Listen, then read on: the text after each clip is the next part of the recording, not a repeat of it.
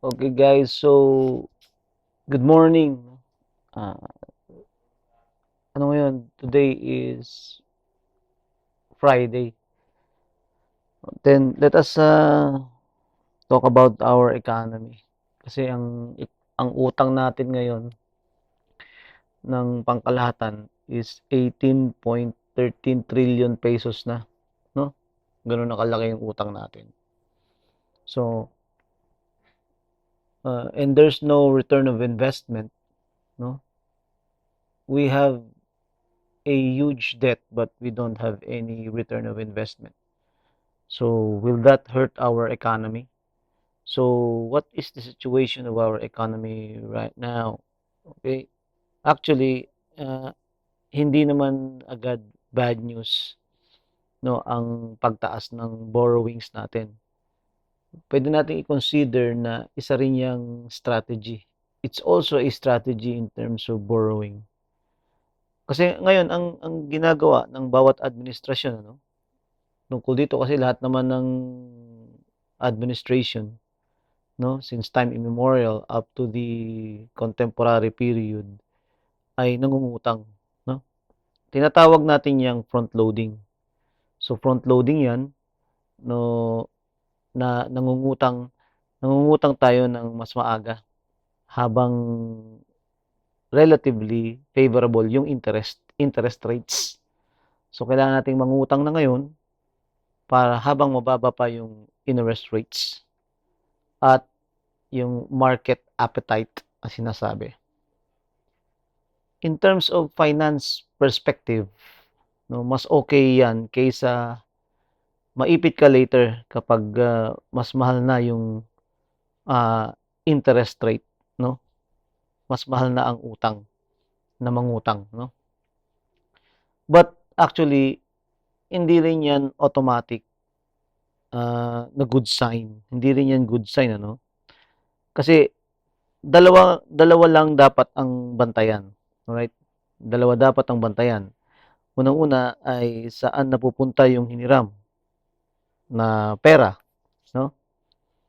Kung napupunta 'yan sa productive spending, 'no, may balik sa ekonomiya 'yan. Anong ibig nating sabihin diyan, yung kung may napupunta ba 'yan sa productive spending.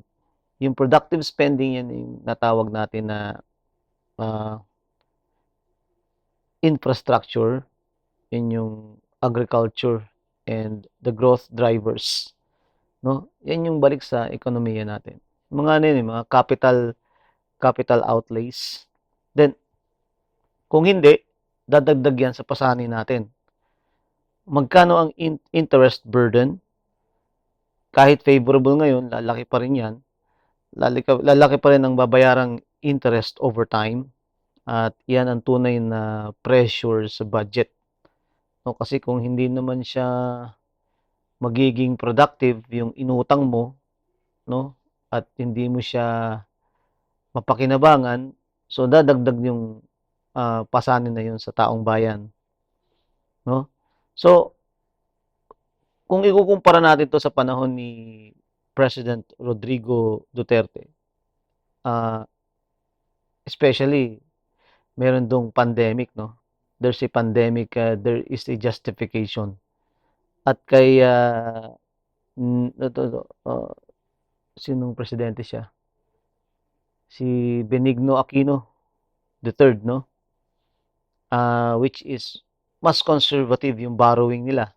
Mas conservative yung borrowing nila nung panahon ng mga presidente na 'to. Pero ang hamon ngayon ay yung efficiency at returns 'no, efficiency at returns 'no, yun ang hamon dun. So, ibig sabihin 'pag sinabi nating conservative borrowing, ah, hindi sila agad hiram ng, ah, pera.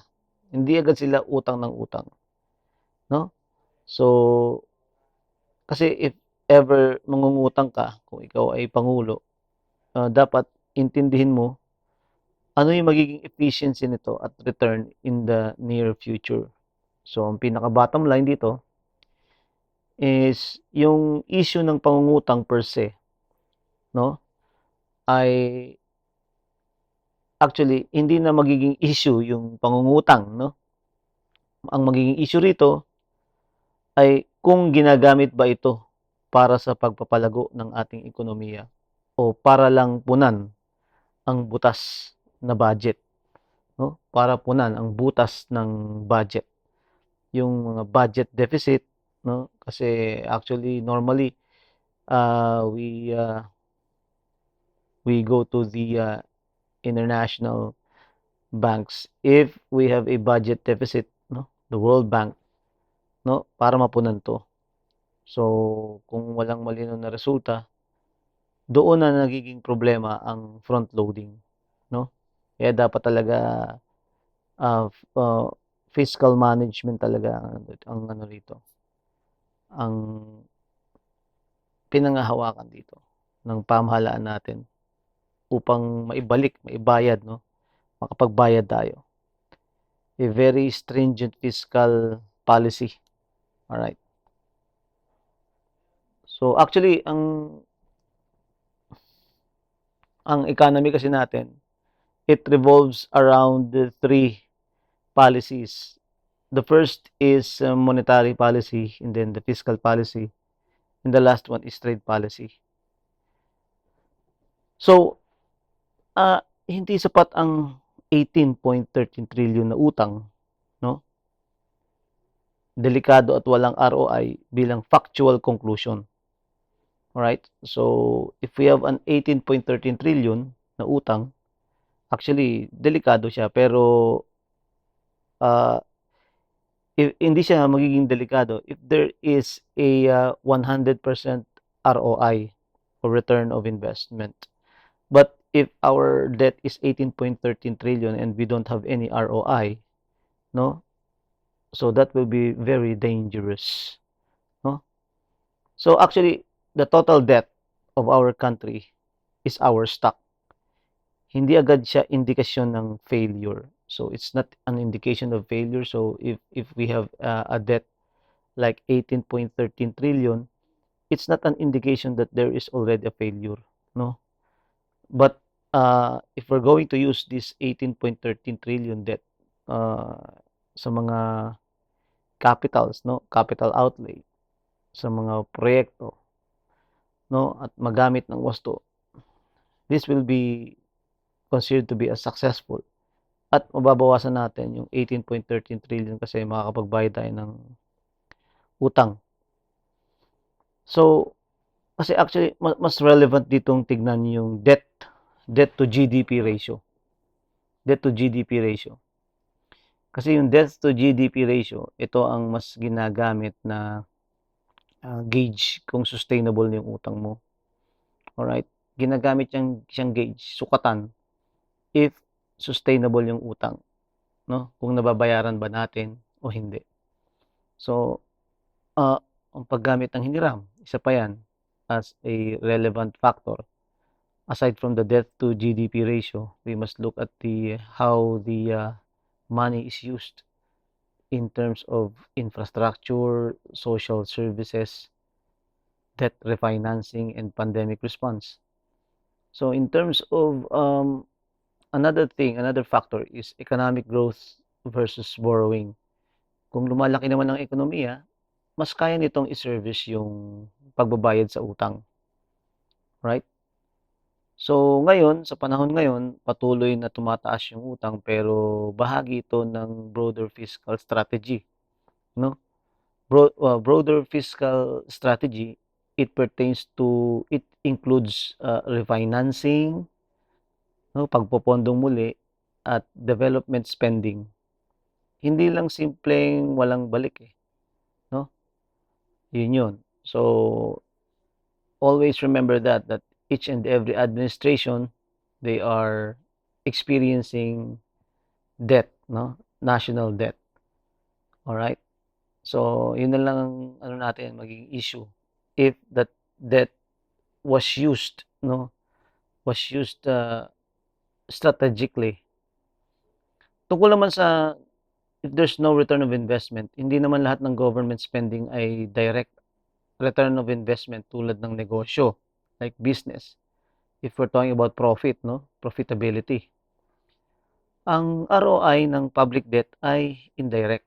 So, ibig sabihin 'to, yung ROI ng public debt natin, indirect, hindi mo siya hindi mo siya ano agad, what do you call it, maipapasok agad sa sistema.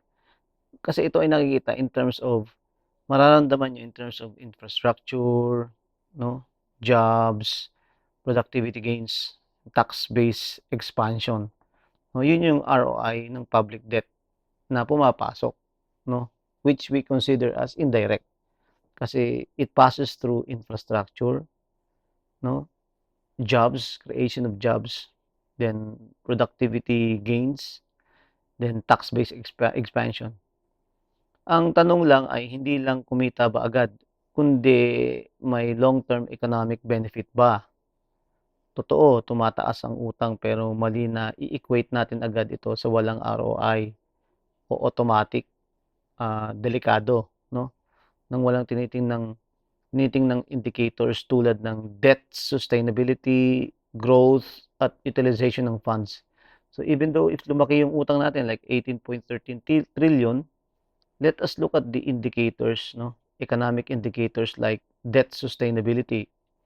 Kung malaki nga yung utang pero nababayaran naman natin, then growth, 'no, at utilization ng mga pondo na 'yan. Pero sana ngayon, yan, sa ating panahon ngayon, sana magamit ng wasto yung mga nautang na pera na 'yan, 'no, para maging lumakas yung kakayanan nating makapagbayad ng utang ng bansa. Okay, so hanggang diyan na lang guys. So sana meron kayong kahit konting natutunan, naintindihan dito. Okay, thank you very much and God bless. Bye.